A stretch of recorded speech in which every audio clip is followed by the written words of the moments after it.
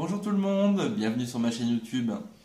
Aujourd'hui j'aimerais vous parler d'un domaine qui me plaît énormément, qui est donc la broderie au crochet de Lunéville, la broderie haute couture, également dite broderie à l'aveugle.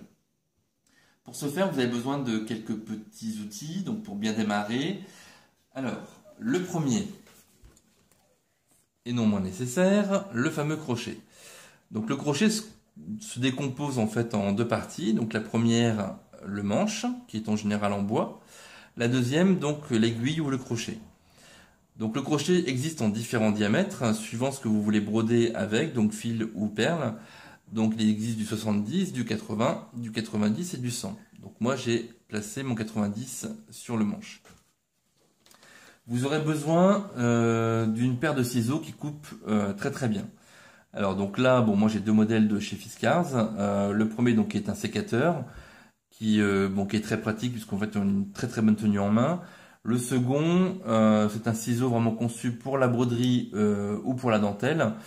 Il coupe, alors l'avantage de ces ciseaux, c'est qu'il coupe vraiment extrêmement bien au niveau des extrémités. Quand on a besoin de couper de très très petites choses, c'est vraiment bien. Ensuite, alors, la poudre à poncer. Alors la poudre à poncer, bon ça c'est un peu particulier, je vous en parlerai plus longuement dans d'autres vidéos. Donc c'est vraiment la technique de la haute couture qu'on utilise. Vous voyez, c'est vraiment une poudre qui existe en fait en blanc, en bleu, suivant la teinte en fait des tissus que vous allez utiliser. Et cette poudre s'applique avec un tampon en feutre, vous voyez. Bon, ça vraiment, je vous en parlerai plus longuement après. Il vous faut également du fil. Alors le fil, bon moi j'en ai testé plusieurs, honnêtement. J'ai testé celui-ci qui est très beau, vous voyez, c'est un fil métallique argenté, bon, qui est vraiment très très bien, qui est très fin également, vraiment très très très fin.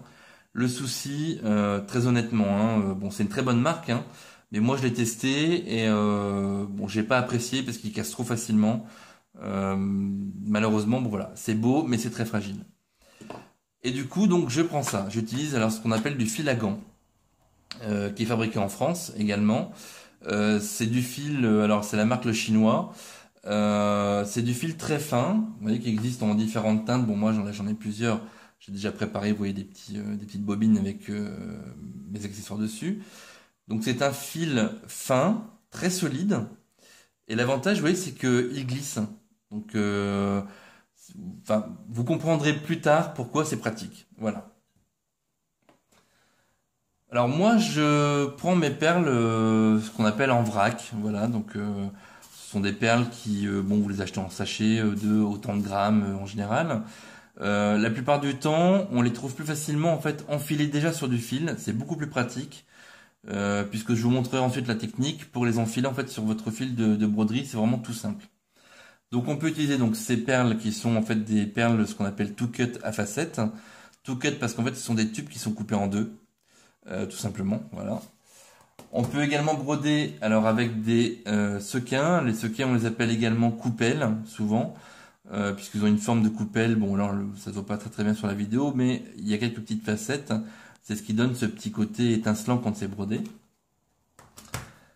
Vous avez également ce qu'on appelle des paillettes. Donc les paillettes existent en différentes formes. Là, c'est des carrés, mais vous en trouvez également des rondes. Elles sont donc argentées sur leurs deux faces, avec un trou à leur centre, un peu comme les sequins.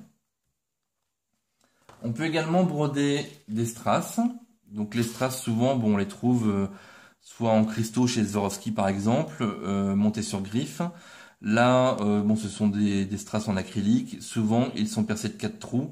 Beaucoup plus facile à enfiler sur le fil pour pouvoir les broder également. On peut également les broder à l'aiguille.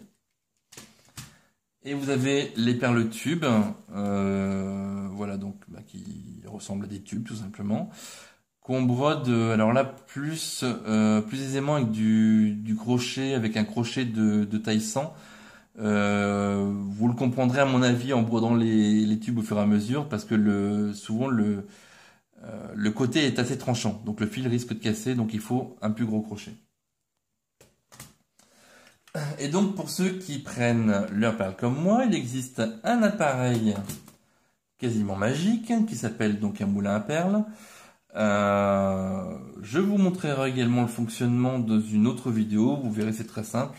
C'est fourni avec une aiguille, vous voyez, qui est en fait recourbée, ça se voit mieux ici, recourbé au bout. Donc en fait on fait tourner et les perles se mettent dessus, mais ça vous le verrez plus tard.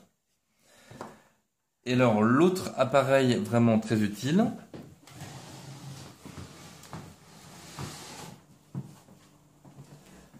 donc le fameux métier à broder.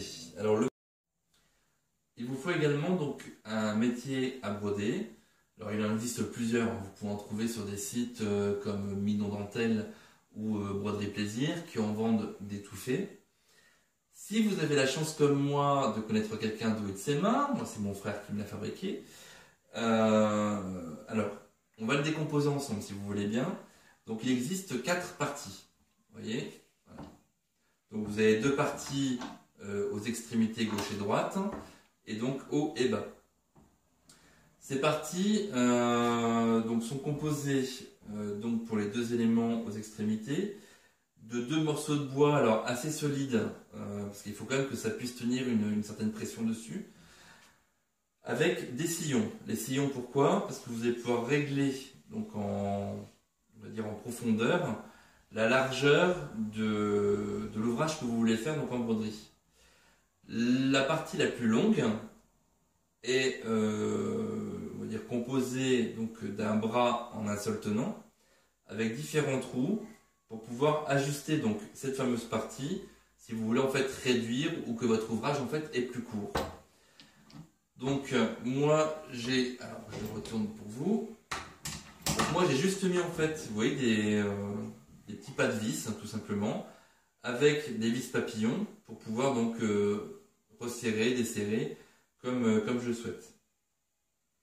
Voilà, mais écoutez, je pense qu'on a fait le tour de tout ce qu'il fallait donc pour bien démarrer la broderie au crochet du Lunéville. Je vous retrouve bientôt pour des vidéos, donc pour commencer vraiment la broderie et pour voir les premières techniques de démarrage. Merci, à bientôt.